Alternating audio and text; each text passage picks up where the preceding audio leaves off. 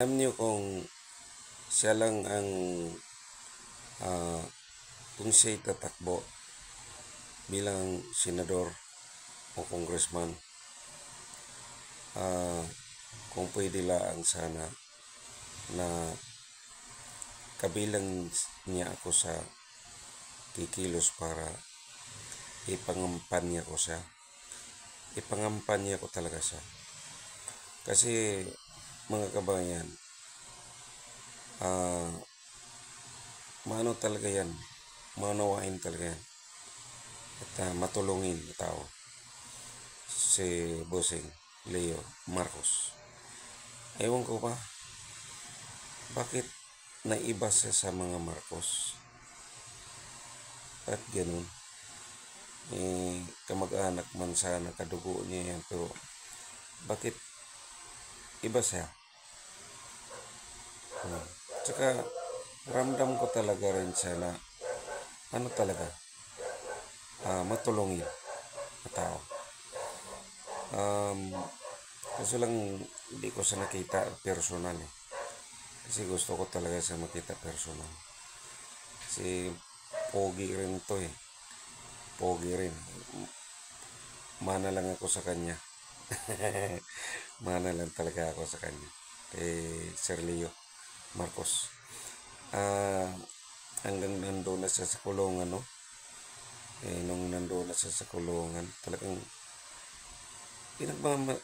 sinusundan ko talaga ang bakas niyan. Sinusundan ko talaga ang bakas niya. Kahit nasa kulungan siya, mahal na mahal pa rin siya ng mga tao. Parang si Tatay Digong, parang ganun. Nakikita ko sa kanya kalooban. Nakita ko sa kanyang kalooban. Ang pagtulong niya sa kapwa nandyan. Kaya ako sa inyo, kababayan, kapwa Pilipino, ikayatin natin na tumakbo siya bilang congressman o senador.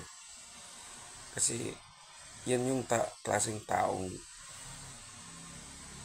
makaupo dyan, no? Makapwesto dyan bilang senador o congressman. Kasi masahan mo talaga. Although mayaman na yan eh. Di ba? Mayaman na itong tao na to. Ano pa ba? Bakit pa ba?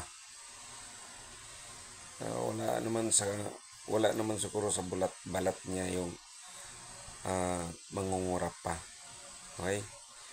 Tumutulong nga eh. Mangungurap pa ba yan? Kaya boss, Leo Marcos, sana makita kita personal, boss.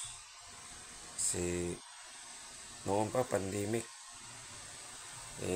hanggang ngayon alam ko naman nakalabas ka na at nakita ko yung ang saya-saya ko, boss. Nakita ko yung vlog mo uli.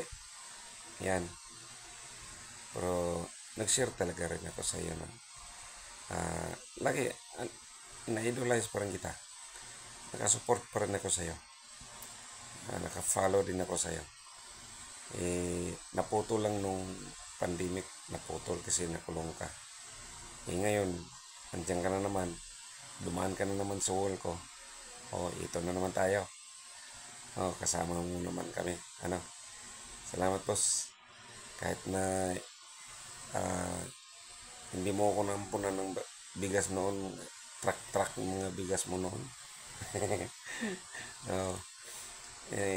Inaano ko talaga yon.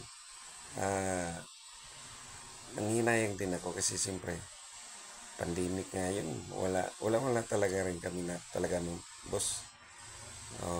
Kaya baka sakali din ako nun na mambunan din.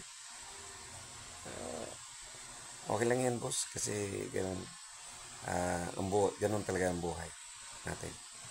Okay? Salamat.